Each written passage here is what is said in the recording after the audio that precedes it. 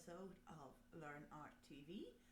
I thought I'd start with something that sounds ridiculous, but that maybe everybody needs to learn, which is how to draw a straight line. You might think it's an absolutely ridiculous thing to have to learn to draw a straight line. However, if you're drawing a seascape, for instance, you need to be able to draw the horizon line of the sea. If you're drawing a cityscape, you're going to have lots of different buildings and so on. So the reason I wanted to start with this, because although it seems really simple, a lot of people seem to have problems literally just drawing a straight line. And I've noticed when I was teaching before, people start doing things like this, making these strange little tentative little marks that all join up together, which would be fine if you were, I don't know, drawing some kind of a shaggy monster and you wanted to indicate that it was kind of furry around the edges. However, if you want to draw the horizon line for a landscape, it's going to look really odd. So what I've noticed is one thing to do is to just take a look at how you're holding your pencil. This is the case for me anyway. I find if I'm writing, I hold the pencil like this. But if I'm drawing, I kind of hold it differently. And the control is kind of coming from here. So if I'm drawing a straight line, that gives me more control than if I'm trying to do it like this. Somehow I find it easier. So maybe one thing is to experiment with how you hold the pencil or pen.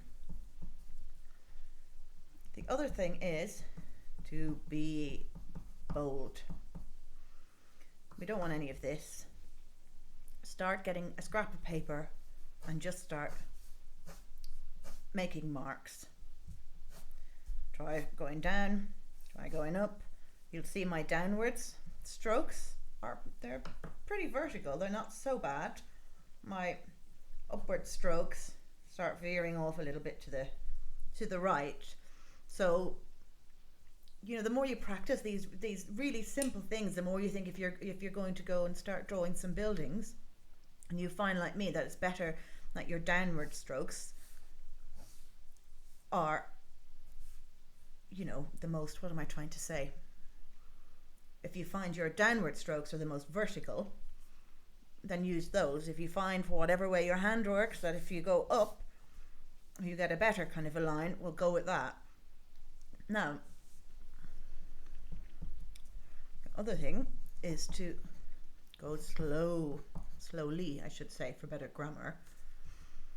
If you want a nice vibrant drawing, yes, I can draw like that. There's lots of lines there.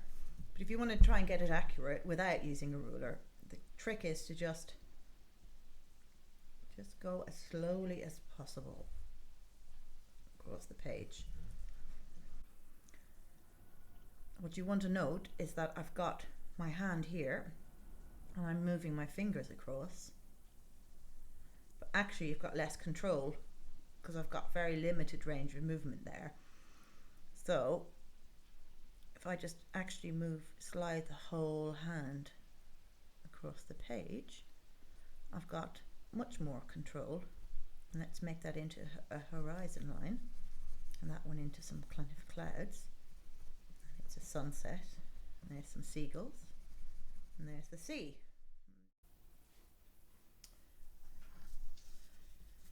Now I've just folded a piece of paper over, since I've made a bit of a mess of it.